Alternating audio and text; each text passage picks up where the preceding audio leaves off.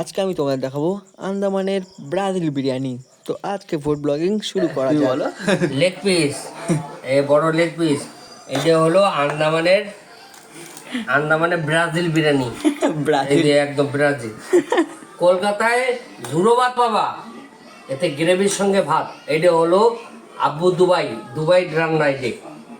এখানে সব পিস বড় বড় বাবা। এই যে একদম একটা পিস এরকম। ছোট ছোট বাচ্চারা খাবে, ছোট বাচ্চারা খাবে। এই হলো আব্বু দুবাইতে গেছিলাম আমি ডিউটিতে, তখনই এই বিরিয়ানি রান্না করতে দেখেছি। তাই এই বিরিয়ানি হলো আব্বু দুবাই।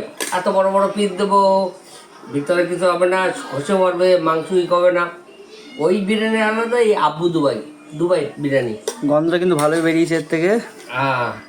এর সেন্ট বুঝতে পারবেন না, যদি সেন্টের যদি ফোনে থাকতো তাই সেন্ট দিয়ে দিতাম। এই আবু দুবাই বিরিয়ানি, এটা বানাতে অনেক সময় লাগে। আর লোকাল বিরিয়ানি তো ওই আমি কুকারে বানাই দিই, মানে রাইস কুকার এইসবে বানাই দিই। কলকাতাতে বিরিয়ানি করে ওই এরকম দাও, এই যে এত অনেক কালার এই দাও, ঝরে ঝরে কিন্তু পড়ছে। ঝরা আছে, কিন্তু অল্প ভাত উঠাচ্ছি এই যে ঝরা। কিন্তু গ্রেভি না হলে তুমি খালি ভাত খাবা। কলকাতা কয় না ঝুড়ো ভাতে যদি কিছু না থাকে, ওটা তো বিজনেসের জন্য। এইটা হলো ঝুড়ো ভাতে গ্রেভি থাকবে।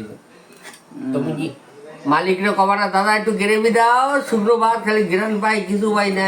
দুটো একটু সাদা কালা একটা মাংসুর বিরিয়ানি মাংসুর পিস ফেলালাম। এই হলো গ্রেভির সঙ্গে পুরো মিক্স। এইটা অরিজিনাল বিরিয়ানি হলো মুসলিমদের বিরিয়ানি, হিন্দুদের না।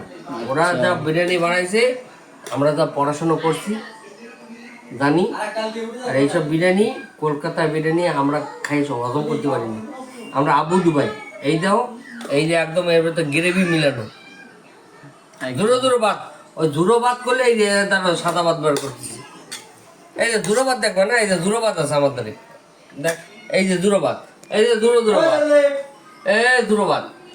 যখন এই গ্রেভির সঙ্গে মিলবে তখনই ভাতে কি খাও, ডাল একটু হালকা দিলে হবে, ডাল দিয়ে আমরা মিক্স করে খাই। বাঙালি আমরা, একদম কলকাতার বাঙালি।